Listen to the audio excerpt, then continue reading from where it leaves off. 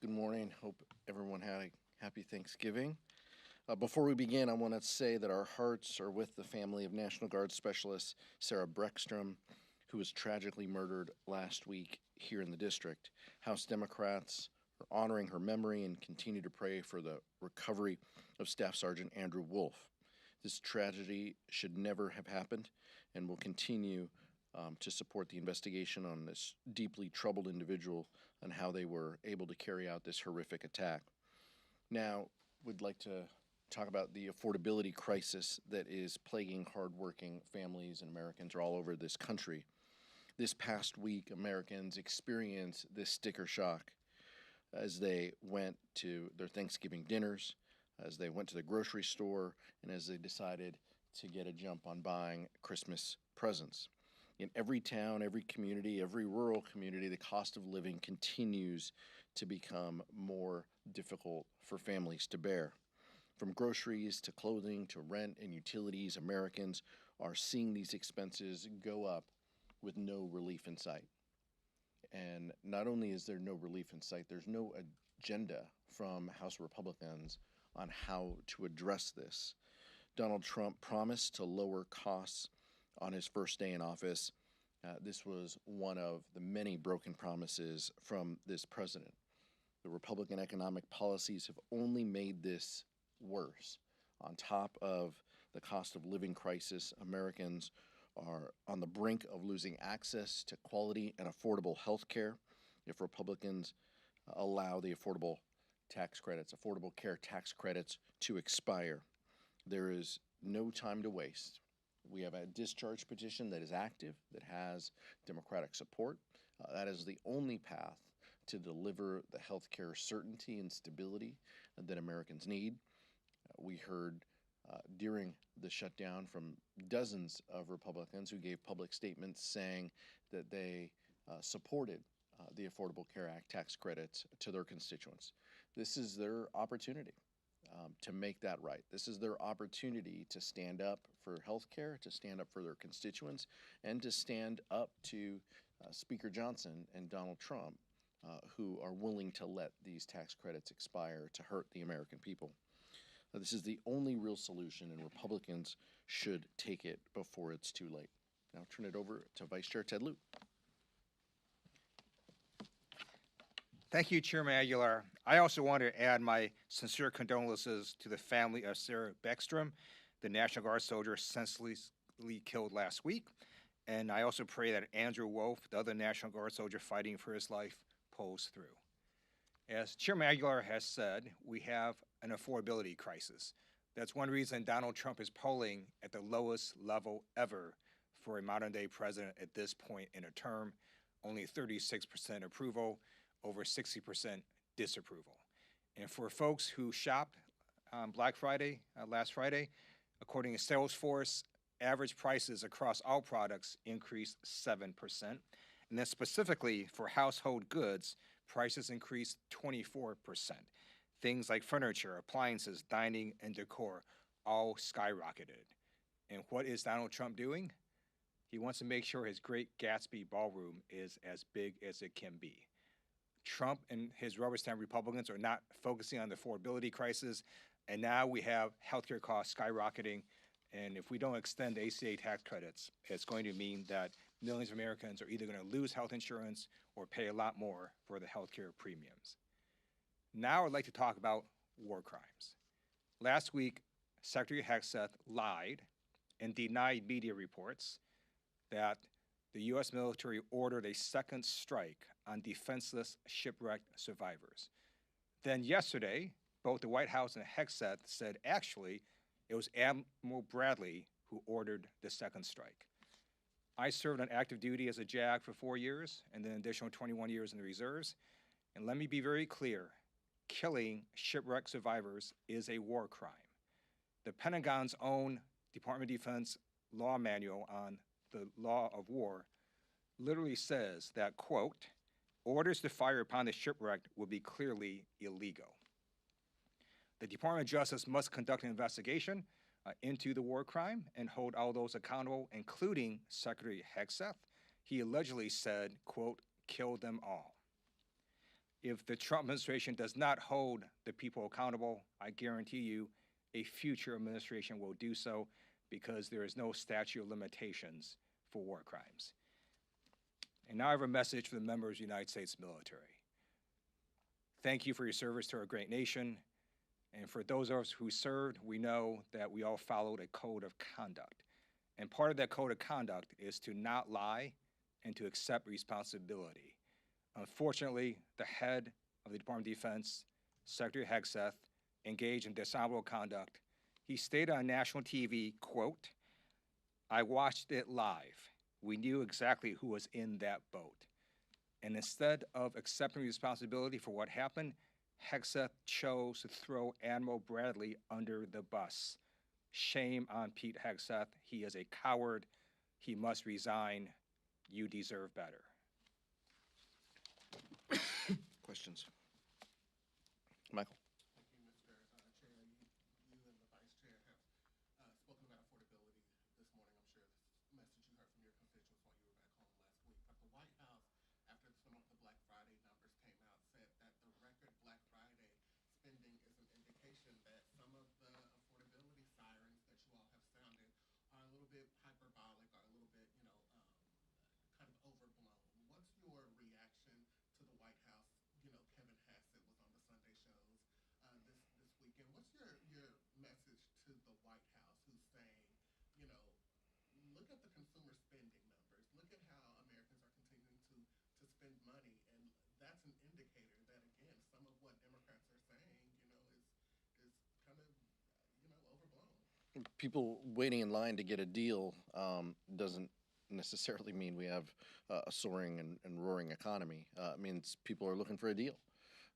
And so the only way we truly know what the economy looks like is, look, our members of Congress are out in our districts, we're out in our community, we see it, we talk to our friends and neighbors, and we hear from them the affordability crisis that they're in. We hear direct stories from them on their healthcare premiums doubling, and getting notices, and having to think about whether they're going to go without health care for the next year if these premium increases stay.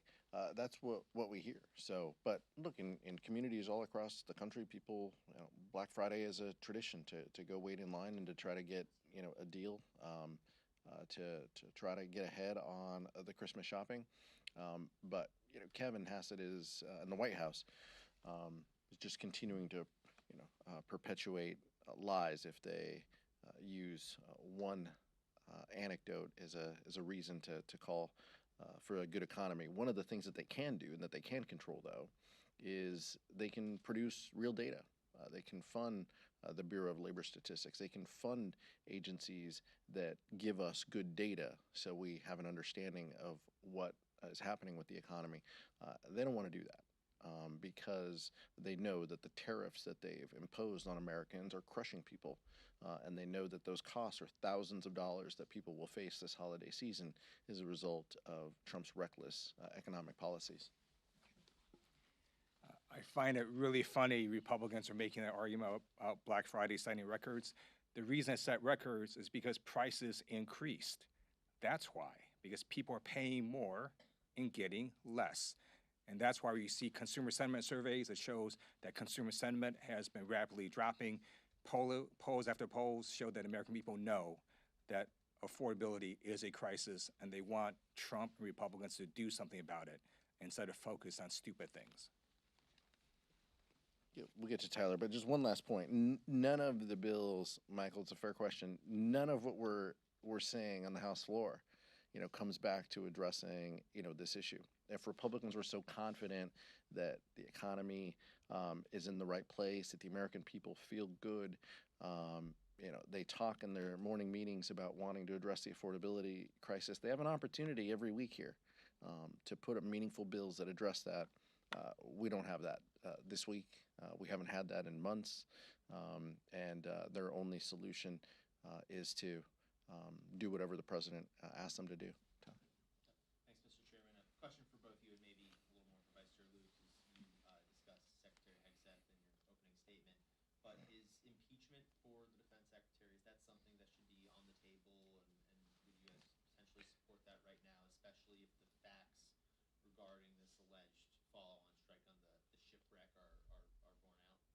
Yeah, let's not let's not draw the conclusion before we hear the evidence. I appreciate that both um, Senate majority and minority members, as well as House Armed Services members, Chairman Rogers and Ranking Member Smith, indicated that they want a full accountability to what's happening in Venezuela, especially with the strike, as the vice chair mentioned. That's where this should start. Look, Republicans are not going to impeach Pete Hegseth. We feel he should resign. The vice chair has said that multiple times from this podium. I've said he's the most unqualified Secretary of Defense that we've ever had in this country. So that's how we personally feel. But when it comes to the evidence and the accountability and the oversight, let's go through that process. But members of the military, need to tell the truth, as the vice chair said, and we need a full accounting of what happened on that day with that strike, in particular, and whether there were crimes that were committed. I agree with Chairman Aguilar that we need a full accounting to get all the facts first.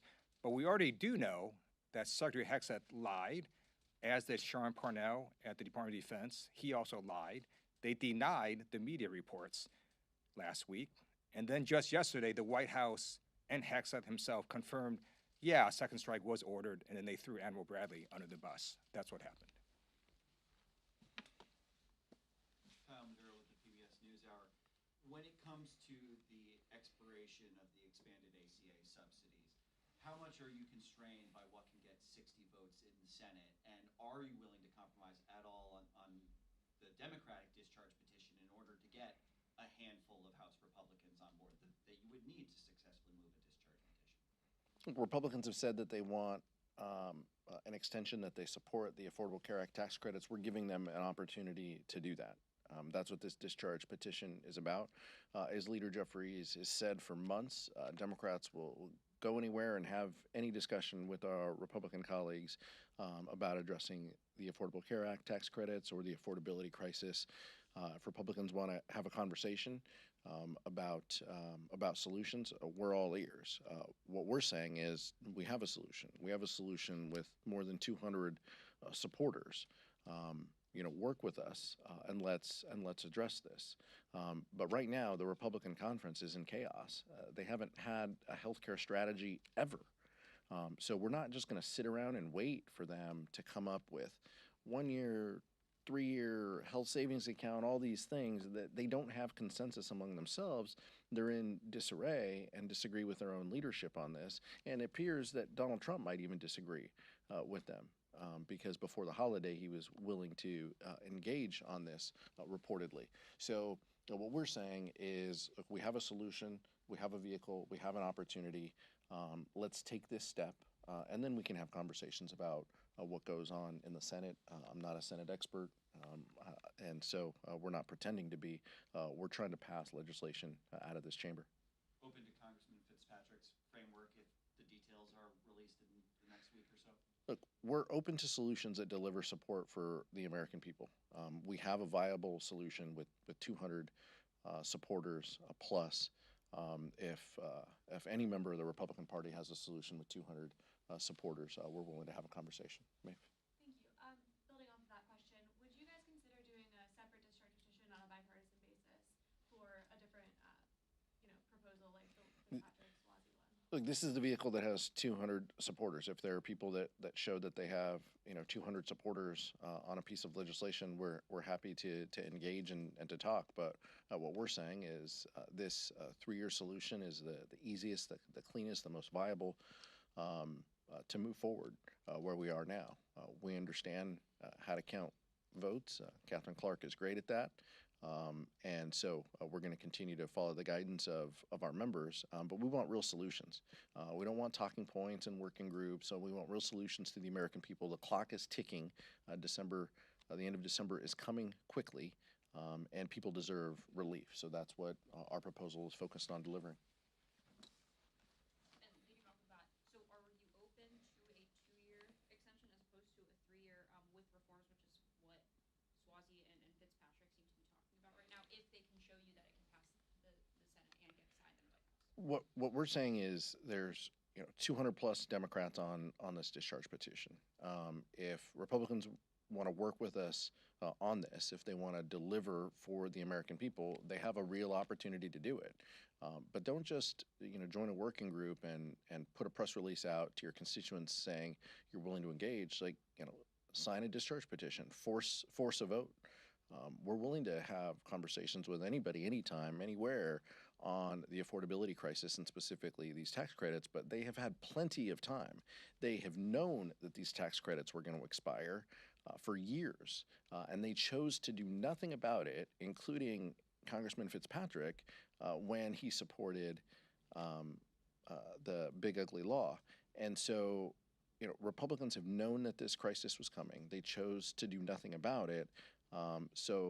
If they're truly serious about this, we have a proposal, we have a solution. Let's take that step, and then we can have conversations about what can be passed into law. But it's clear that the president is even, open to this before Speaker Johnson got a hold of him. Thank you so much.